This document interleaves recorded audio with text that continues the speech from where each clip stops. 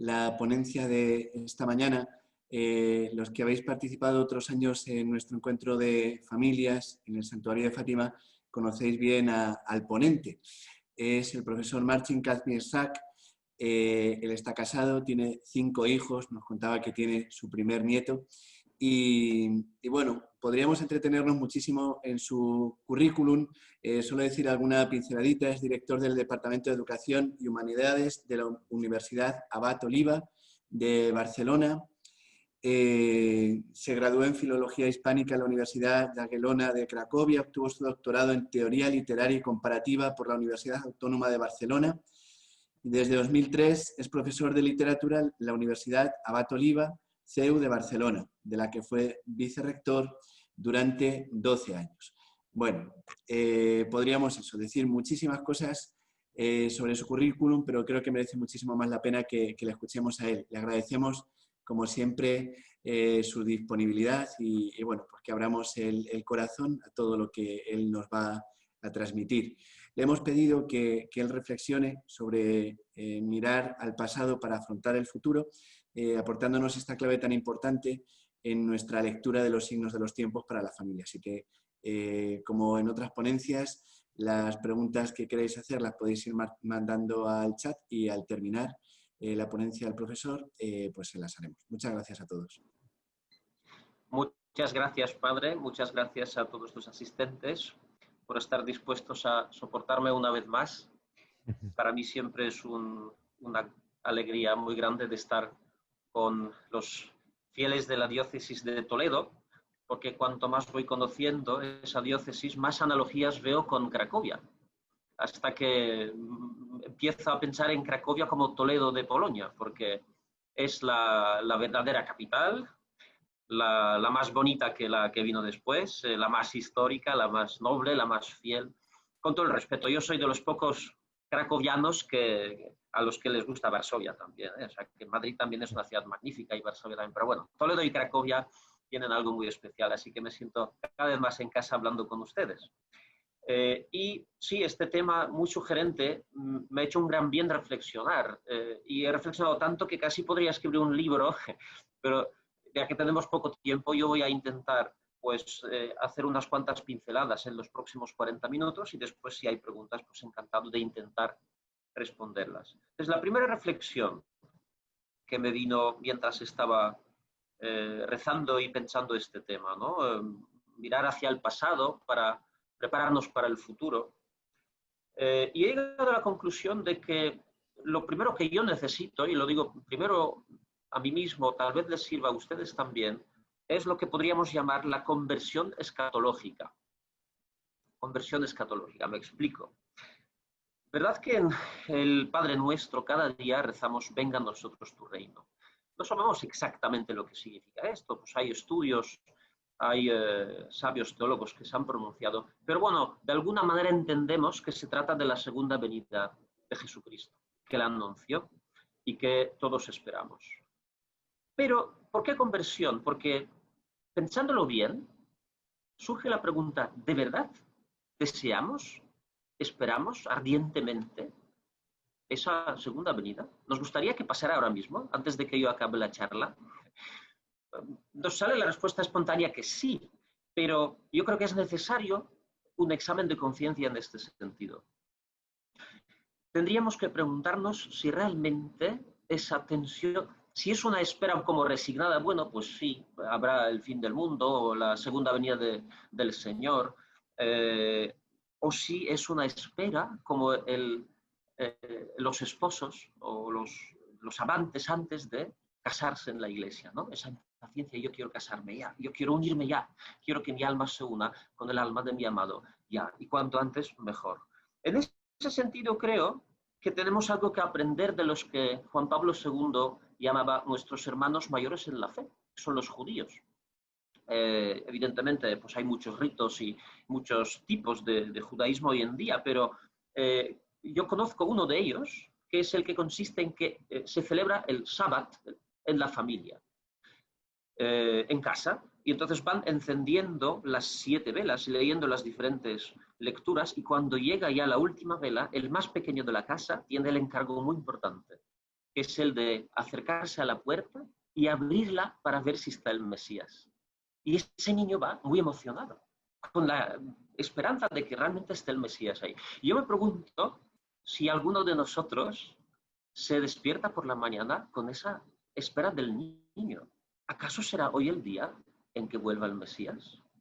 Y no voy a aventurar hipótesis de cuántos de nosotros tenemos esa espera impaciente porque venga, ¿no? Yo empezando por mí mismo, pues tener que prepararme esa charla me ha hecho darme cuenta que no, que de alguna manera pensamos, bueno, ya está bien, pero es que estamos muy liados, estamos muy ocupados, hay muchas cosas que hacer. Pues oye, Señor, claro que quiero que vengas, pero todavía no, ¿verdad? Me parece que muchos, de alguna manera, tenemos ese tipo de sensación, ¿no? Sentimiento. Y me pregunto si ahora nos ponemos, hacemos un ejercicio de lo imposible, que es intentar empatizar con el Señor. Pero bueno, en su parte humana, en su corazón divino y humano sí podemos hacerlo. Podemos de alguna manera empatizar con Él. ¿Qué haríamos? ¿Qué haríamos si nuestros amigos, nuestros familiares nos dijeran, sí, sí, yo quiero que vengas, pero tú ya notas en la voz que en el fondo no es que realmente quiera que vengas? ¿Iríamos o no? Probablemente no iríamos. Diríamos, bueno, ya iré otro día, porque me parece que ahora están liados, no voy a molestar, ¿verdad? Entonces, ¿por qué lo digo? Porque esa conversión escatológica, y insisto, empiezo por mí mismo, yo creo que tendría que manifestar, o sea, tendríamos que pedir la conversión de nuestro corazón para que no esté frío, sino que esté ardiente de la espera, la que los judíos llaman la espera mesiánica, y en eso además podemos esperar junto con ellos. Ellos la primera vez en su interpretación, nosotros la segunda vez, la espera mesiánica, que venga el Mesías. Y fijaos, podríamos preguntar, pero es que el Señor al final es libre, es el más libre, el único realmente libre, ¿no? Plenamente libre, todopoderoso, omnipotente, omnisciente, hará lo que quiera, de todos modos vendrá cuando Él quiera, es verdad, claro.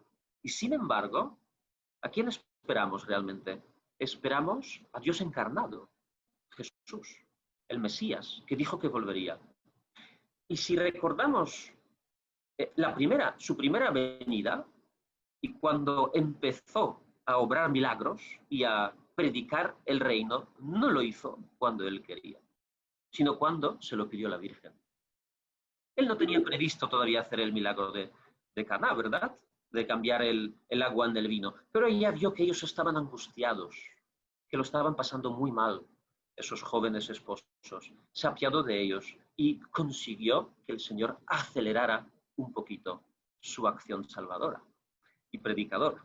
Entonces, yo creo que si realmente todos se lo pidiéramos con insistencia y aún pidiendo a la Virgen que lo pida con nosotros, pues igual, de alguna manera, podríamos acelerarlo. Pero la pregunta es si realmente lo deseamos. Y ahí es donde yo creo que está el primer apunte que les propongo para la meditación, la adoración. No, Señor, realmente quiero que vengas.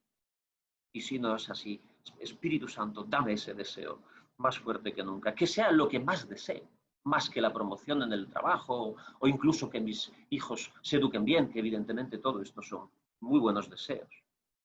Segunda conversión. Yo lo he llamado la conversión del rosario. La conversión del rosario. ¿A qué me refiero? Fíjense ustedes que en el rosario cada día decimos a la Virgen, ruega por nosotros ahora y en la hora de nuestra muerte. Amén. Y se lo decimos muchas veces, muchas veces. Entonces, ¿eso qué es lo que nos tendría que hacer pensar de cara al pasado y al futuro? Es que de entrada, en lo más nuclear de la vida espiritual, no tienen importancia, ni el pasado ni el futuro. Eso lo han dicho muchos santos, ¿no? El Padre Pío, por ejemplo.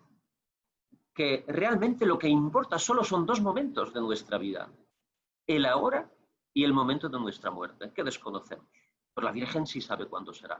Por eso cuando se lo vamos pidiendo, ella ya está preparando esa venida para recogernos.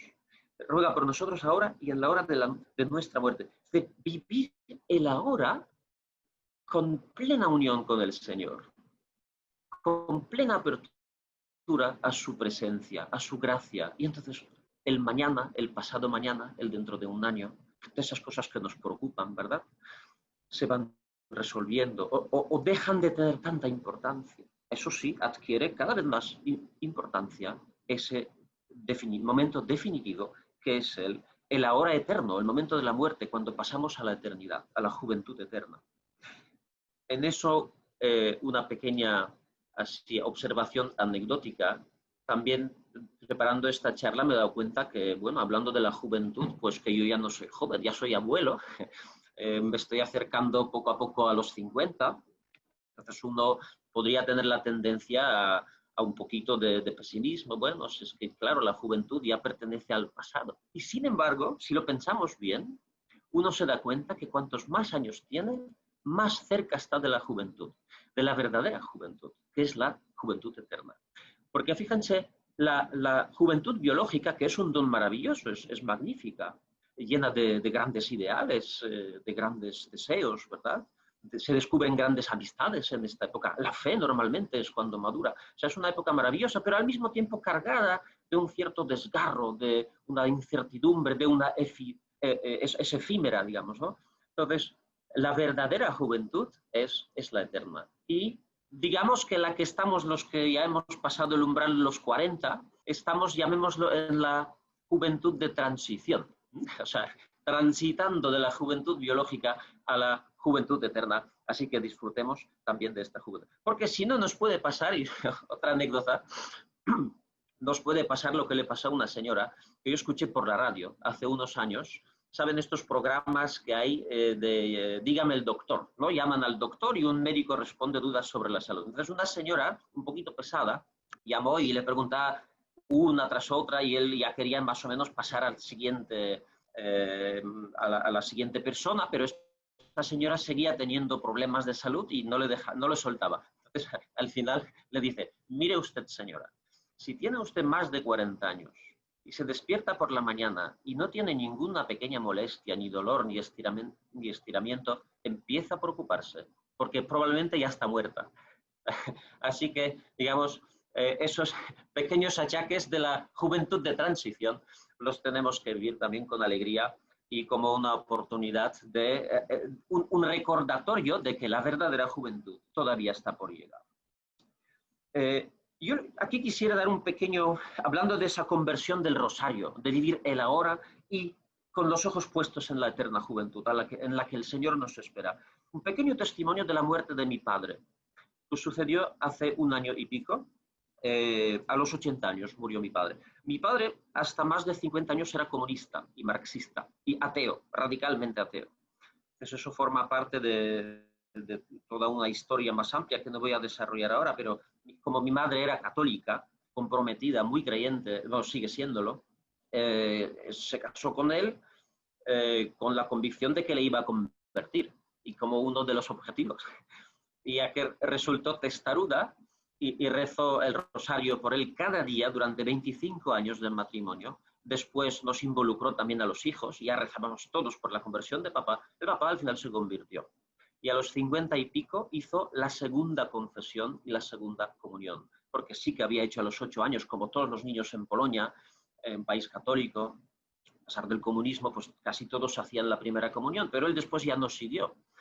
Siguió otros derroteros ideológicos, llamémoslo así. Pues entonces se convirtió, se confesó, recuerdo, estuvo 2 horas confesándose, nosotros delante del Santísimo, salió llorando, fue la única vez que le vi llorar, de la confesión, y se convirtió en otra persona. O sea, que realmente nunca es demasiado tarde, eso es muy importante, ¿eh? A los 50 y más uno puede vivir una conversión bastante radical. Y después se convirtió, junto con mi madre, en un hombre de oración, de misa diaria y de rosario entero diario. Yo recuerdo que me daba un enorme consuelo cuando tenía todo tipo pues, de dificultades en mis estudios, en la vida familiar, con hijos pequeños, de que yo sabía que mis padres cada día de rodillas van a rezar un rosario entero por mi familia.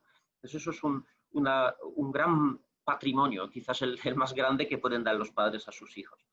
Y entonces yo le pedí al Señor, cuando ya sabíamos que estaba muy grave, hace un año y pico, llevaba con cáncer años, pero ya su organismo ya estaba completamente deteriorado, ya se sabía que iba a entrar en la agonía, Yo le pedí al Señor la gracia de poder estar acompañándole en este momento. Claro, como yo vivo en España y él en Polonia, no era evidente.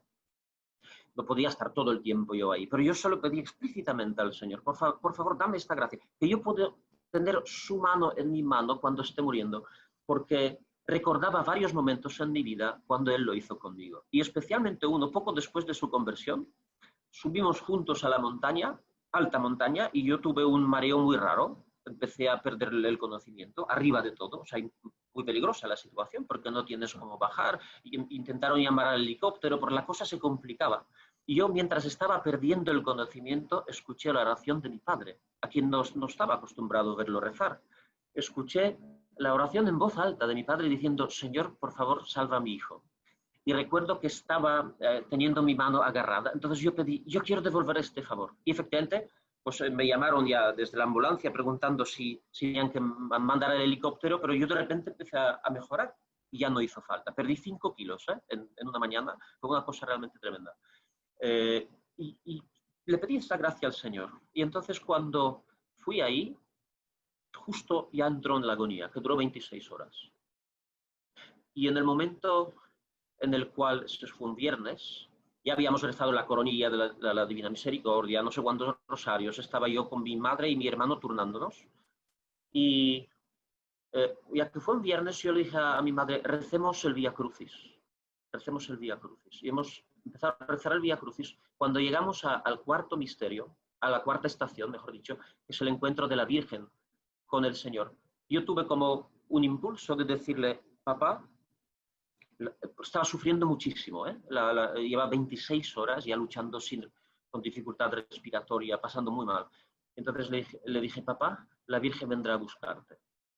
Y en ese mismo momento se tranquilizó, dejó de respirar, abrió los ojos, nos miró con gran profundidad, luego levantó la vista hacia el cielo, y yo, que tenía su mano en mi mano, la mano estaba fría ya, empezó a levantar los brazos hacia el cielo y murió mirando hacia el cielo. Aquello me hizo recordar esa oración: ruega por nosotros ahora y en la hora de nuestra muerte. Y estoy convencido que veía a la Virgen. Y es que, ¿cómo podía no verla? Yo he hecho el cálculo antes de la charla. Calculé que entre 50 y 55 todavía había como momentos del hombre viejo y, en fin, una cierta lucha espiritual. Pero a partir de los 55 ya rezaba el rosario cada día, hasta los 80. Los 25 años. ¿Saben cuántas veces le ha dicho a la Virgen: ruega por mí en la hora de mi muerte? 1.368.750 veces. ¿Qué madre no le haría caso, no le concedería una petición a su hijo, que se lo ha pedido más de 1 millón de veces? Y estamos hablando de la madre, de nuestra madre, ¿no? De la Virgen. Es que yo creo que tenemos que mirar hacia ese momento de nuestra muerte. Bueno, a menos que el Señor venga antes de que muramos, pues fantástico, porque nos evitaríamos el mal trago de la muerte física. Sin duda no es agradable. Yo, que lo vi de cerca agonizar a mi padre, y también la lucha espiritual en estas últimas horas, sé que no es algo agradable y que son consecuencias del pecado. Sin embargo, yo creo que podemos mirar ese momento con una gran esperanza. Esperanza teologal, no esperanza humana de, bueno, ojalá, espero que sí, supongo que sí. No. Esperanza teologal es una certeza. O sea, podemos mirar con una certeza. Los que rezan el rosario cada día pueden estar muy tranquilos y estar absolutamente seguros de que su madre vendrá a buscarnos en este momento.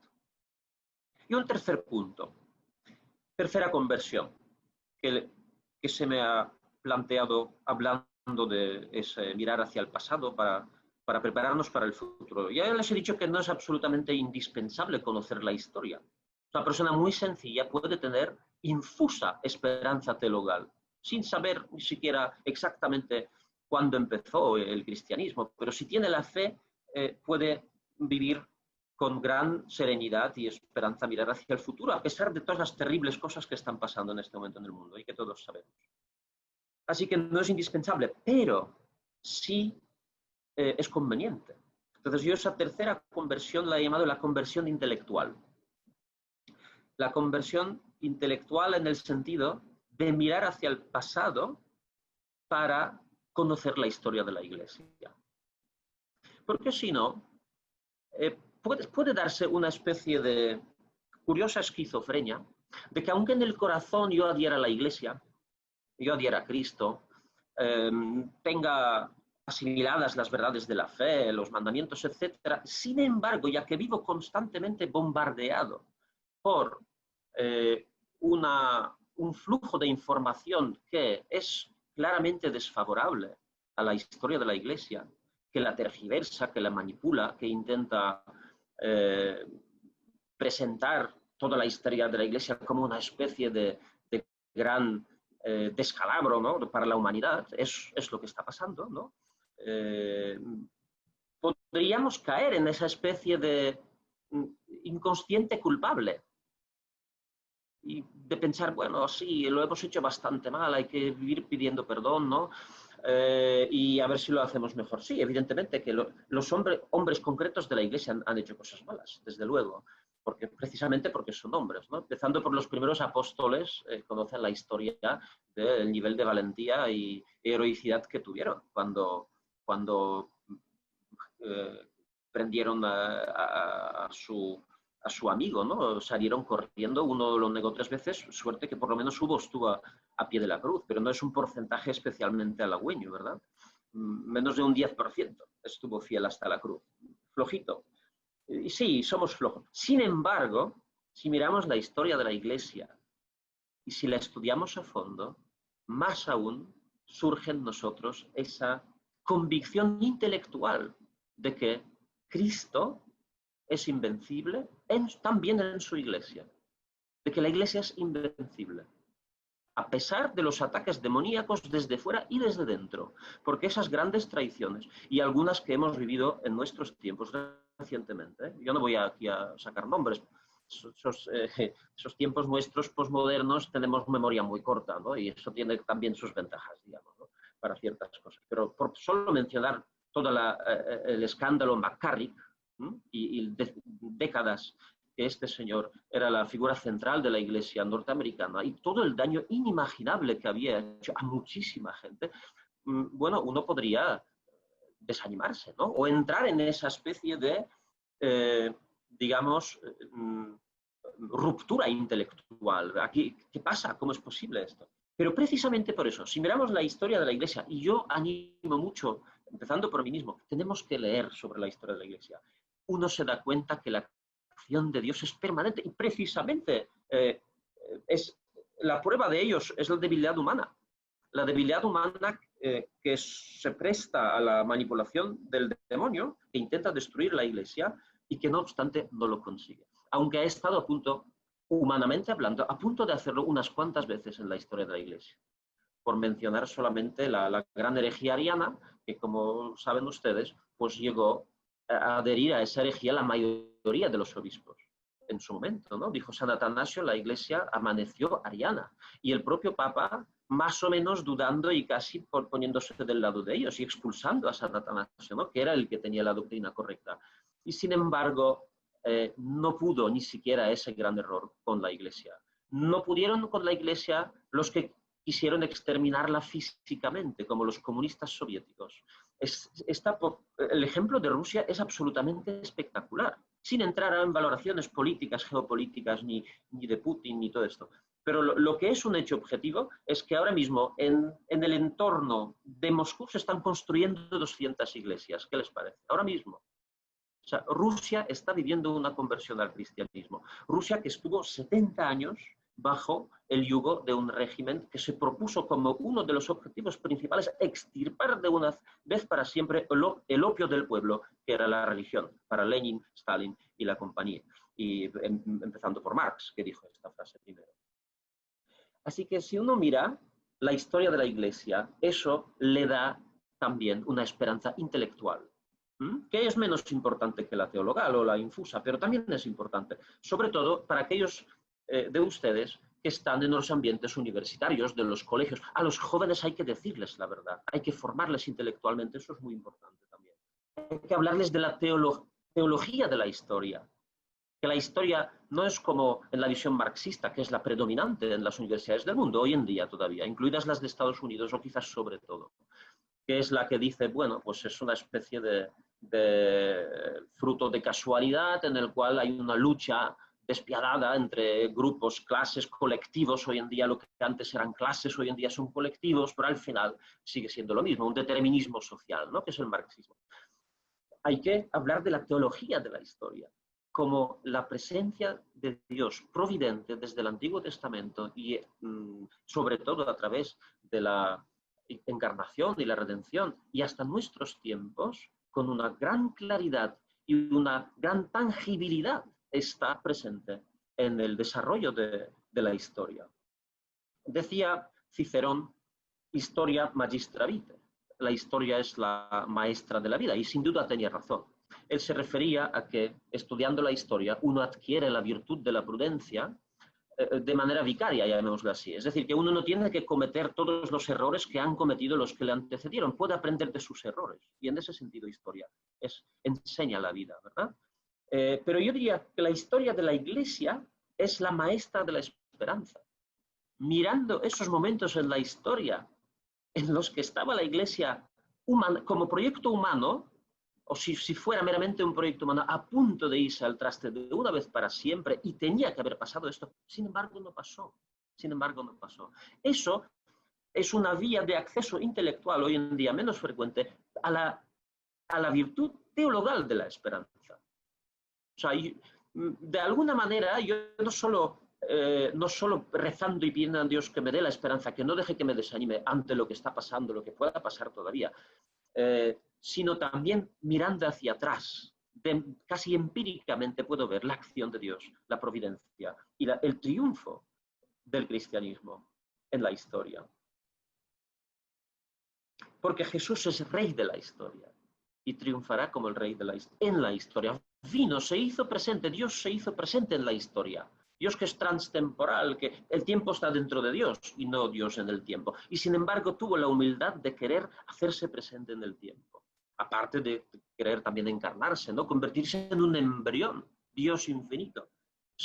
Nuestra religión es una religión de grandes paradojas, de grandes maravillas. Y luego, precisamente en ese ejercicio de la conversión intelectual que me propongo y que les propongo, uno se da cuenta de una cosa, que en esos momentos de gran oscuridad que se han producido en la historia de la Iglesia, normalmente el Señor hacía dar la vuelta a la situación a través de un solo recurso, siempre el mismo, a través de los santos. Suscitaba grandes santos que daban la vuelta a todo. No eran conversiones colectivas de repente por una catástrofe, no sé, un volcán y todo el mundo se convierte, pues sí, podría ser también, quizás en algún caso.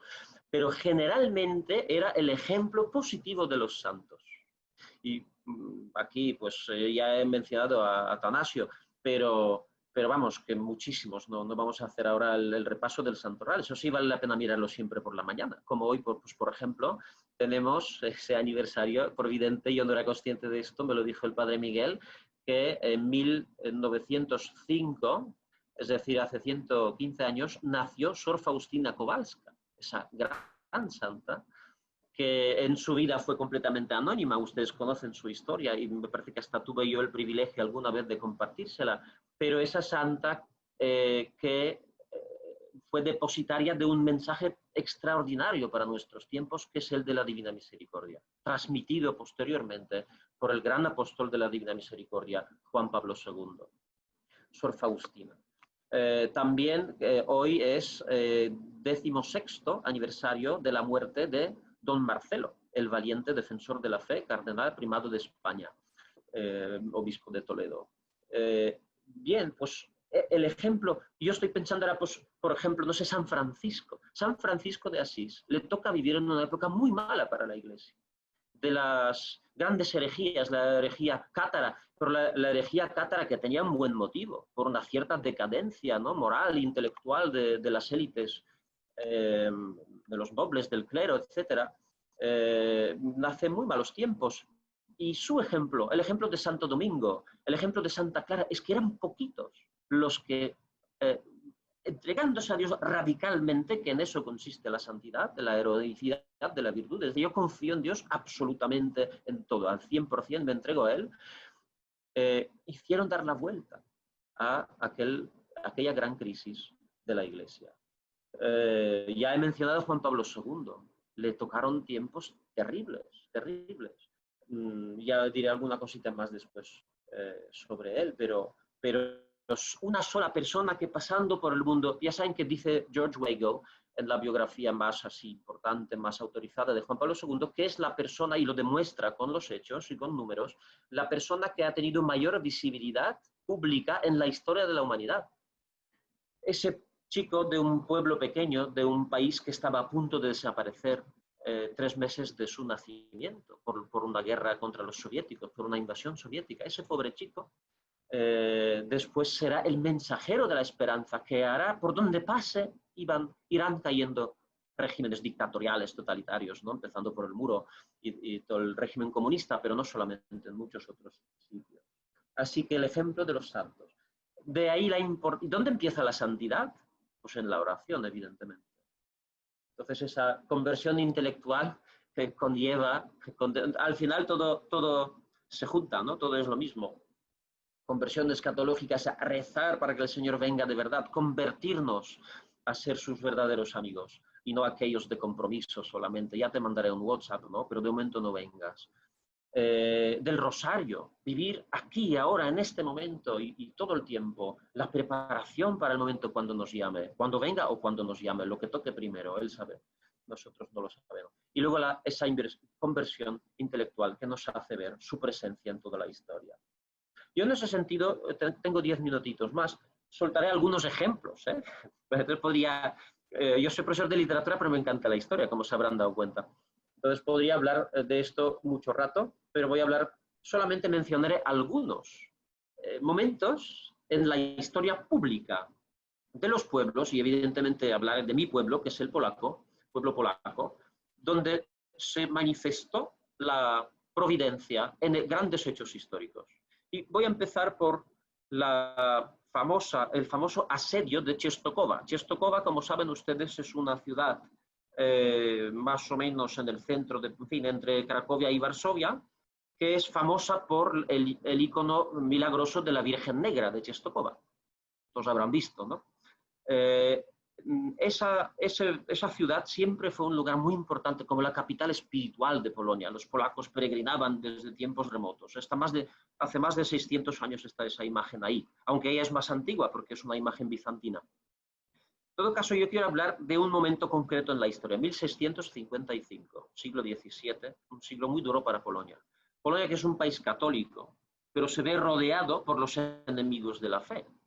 Tiene en el norte los suecos protestantes, en el oeste los brandenburgueses protestantes también, en el sur los tártaros y los turcos, que son musulmanes, beligerantes, ¿no? Y en el este Rusia, que es ortodoxa. Y no son tiempos de ecumenismo. Así que está casi permanentemente en guerra con todos estos países colindantes y luego también está sufriendo una decadencia moral dentro del propio país. Ahí empiezan ya los problemas de alcoholismo, no son tan nuevos, ¿no? De unas fiestas exageradas de los nobles, también de una desigualdad. Los campesinos están en una situación prácticamente de esclavitud y por eso no trabajan bien, con lo cual también hay una crisis económica, social, en fin, está bastante mal el país, vamos a decirlo así. Y en ese momento es invadida Polonia por la poderosa Suecia, que acaba de vencer la guerra de 30 años, que trae el mejor ejército de aquel momento, más moderno, más desarrollado. Y los nobles polacos que inicialmente intentan luchar contra ellos, al final huyen y abandonan al rey. El rey Juan Casimiro Vasa, que es de origen sueco, por cierto, pero es sueco católico, tiene que huir del país.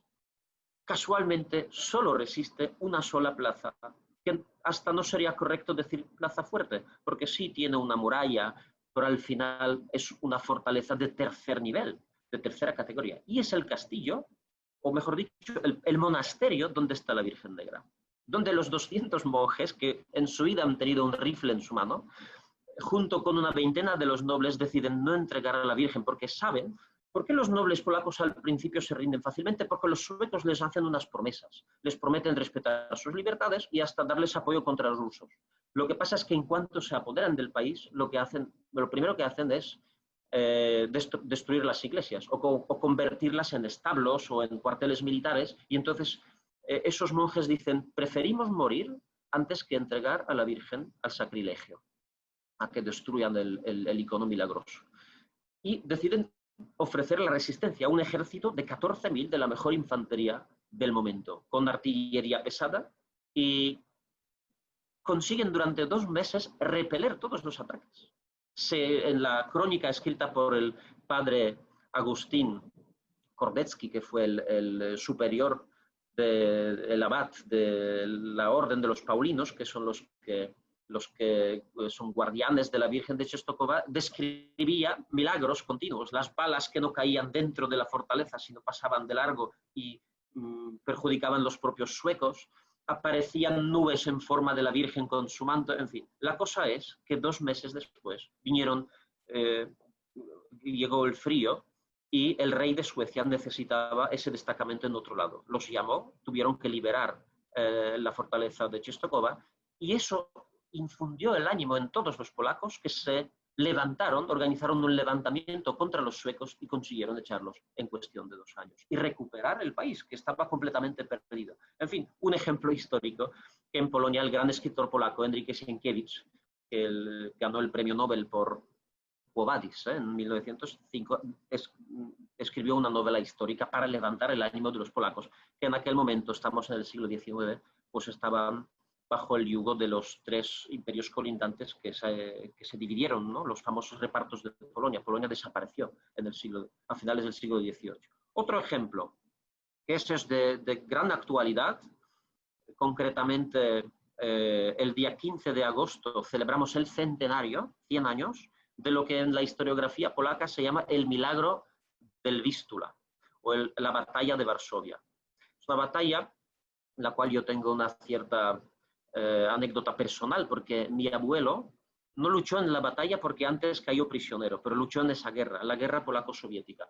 En 1920 Polonia resurge después de más de 100 años de no existir, gracias al Tratado de Versalles, como consecuencia de la Primera Guerra Mundial, pero claro, resurge sin unas fronteras claras, entonces hay todavía guerras por todas partes, y en aquel momento Lenin y Trotsky, que tenían la idea de causar una conflagración mundial como un medio para conseguir una revolución mundial. Ellos no querían una Unión Soviética solo en Rusia, querían una Unión Soviética mundial. Deciden apoyar las huelgas de los obreros de Berlín. Sin embargo, claro, en el camino está ese estado de Polonia recién surgido, pero dicen, pasaremos a Berlín por encima del cadáver de Polonia. Lo que pasa es que los obispos polacos en aquel momento, porque claro, van avanzando, ya están a 100 kilómetros de Varsovia, los obispos polacos en tropel, todos acuden a Czestochowa y hacen una consagración de la nación polaca al Sagrado Corazón de Jesús. 5 o 6 días después sucede el milagro del Vístula. ¿En qué consiste? En que el mariscal Pilsudski, que era el comandante en jefe del ejército polaco, lanza unas tropas que rompen las comunicaciones entre los 2 ejércitos soviéticos que intentaban rodear la ciudad de Varsovia, y consigue destruir uno de esos destacamentos. En cuanto se enteran los del norte, empiezan la fuga. Les persigue durante 3 semanas, les alcanza en el río Niemen y los aniquila. Y aunque parezca imposible, la poderosa Unión Soviética, que tenía 5 millones de soldados en la reserva, pierde con la pequeña Polonia, que acaba de surgir, que no tiene ni siquiera uniformes ni rifles con el mismo tipo de munición. Todo fue una cosa medio improvisada, pero ahí estaba el espíritu de una nación que quería defenderse. Y aquí hay una anécdota también relacionada con Juan Pablo II, la que mencioné al principio, porque Juan Pablo II nació 3 meses antes de esta batalla. Y cuando en uno de sus viajes a Polonia, en el 99, ya mayor, pasaba por Varsovia justo el día de ese aniversario, aunque no estaba en el programa, pidió que le llevaran a ese campo de batalla, que está a 20 kilómetros de Varsovia. Le llevaron ahí, improvisaron un reclinatorio, vinieron los 5 últimos veteranos vivos todavía, cada uno de 100 y pico años, pero uniformados, ¿no? Habló con ellos un rato, y cuando se puso a rezar en el reclinatorio, lloró de emoción. No dijo nada, no hizo ninguna locución en aquel sitio. Después en el avión, en esas típicas entrevistas que hacía, le preguntaron, Santo Padre, ¿por qué se emocionó tanto en aquel campo de batalla? Y dice, porque gracias a la sangre de aquellos soldados que había regado abundantemente ese campo de batalla, yo pude nacer en un país libre. Porque fíjense, si no hubiera sido por eso, no habría habido Juan Pablo II. Habría nacido en la República Soviética de Polonia, donde no habría recibido ni formación religiosa, ni clásica, ni ningún tipo de formación.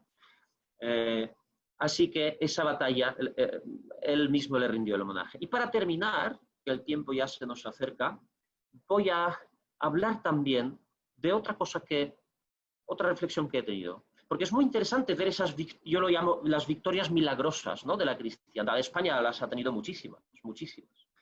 Por mencionar solo el Cid Campeador, pero vamos, que luego los guerrilleros contra Napoleón, etcétera. Toda la historia de España está llena de grandes hazañas, ¿no?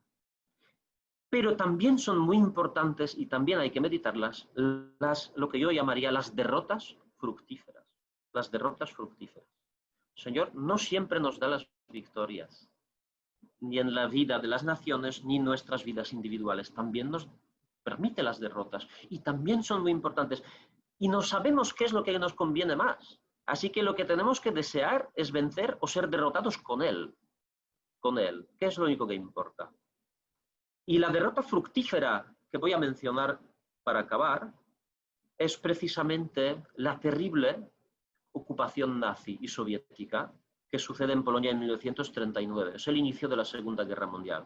Entonces, Karol Wojtyła, este joven talentoso polaco, acaba de terminar el primer curso de la filología polaca.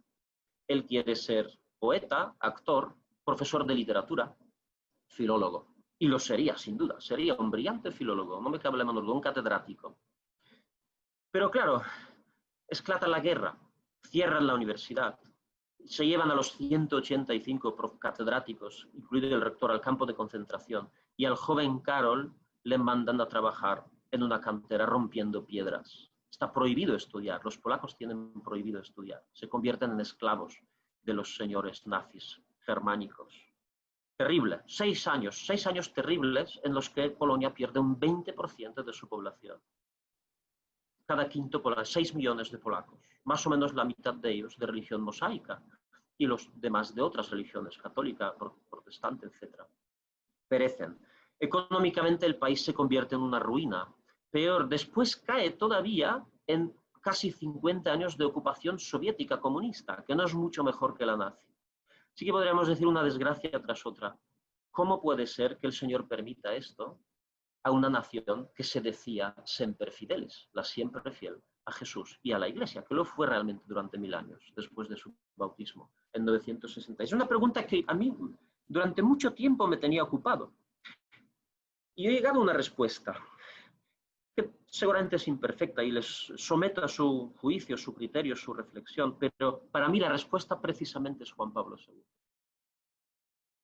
Es como una purificación a través del sufrimiento antes de dar un verdadero don, que es un gran don para la Iglesia polaca y para la Iglesia universal, que es ese Papa Magno, ¿no? El tercer Papa Magno de la historia, el único que tuvo el siglo XX, el segundo milenio, ¿no? Papa Juan Pablo II Magno. ¿Y qué pasaría si no hubiera habido? Yo no quiero defender la ocupación nazi, que fue absolutamente terrible. De mi familia también hubo gente que murió. Pero fue fructífera esa derrota, porque es en medio de esa oscuridad, de ese gran sufrimiento, donde joven Karol, se da cuenta que Dios le llama a algo más grande que ser filólogo y que ser un buen poeta, que le llama a responder al océano del odio que él había tocado de cerca, que había experimentado, habían matado casi todos sus amigos. Estaba en crisis de fe, crisis existencial, espiritual. Y en medio de esa crisis, leyendo a San Juan de la Cruz, se da cuenta de que el Señor le llama a responder al océano del odio con más grande océano de amor y entregarse totalmente a Dios y a ese pueblo que sufre. Estar todo para ellos, y así será. Toda su vida la entregará por ese pueblo. Así que, paradójicamente, de la derrota, él como soldado fue llamado a las filas, ¿no? Sufre la derrota de su ejército, de su país. De esa derrota surge después el gran fruto de su vida, de su entrega. Y si es que miramos otra vez hacia atrás a lo que sucedió en Jerusalén hace 2000 años, también fue una derrota fructífera. ¿Qué pasó con este joven profeta, aclamado por buena parte de su pueblo, muy popular, que cuando entraba en Jerusalén todos le echaban las palmas y le aclamaban? Fue derrotado, además de una manera terrible, ¿no? Puesto a morir de la manera más indigna, más humillante que existía en la legislación romana, como un miserable ladrón, no ciudadano romano. Es derrotado y así lo interpretan sus discípulos, que empieza la desbandada, ¿no? Cleofas ya se está yendo de Maús y creíamos que sería el que nos salvaría y al final, mira, ha sido derrotado. Y de esta derrota surge la mayor victoria de la historia, la victoria que es la de la resurrección y la victoria sobre el pecado y la muerte. Muchas gracias.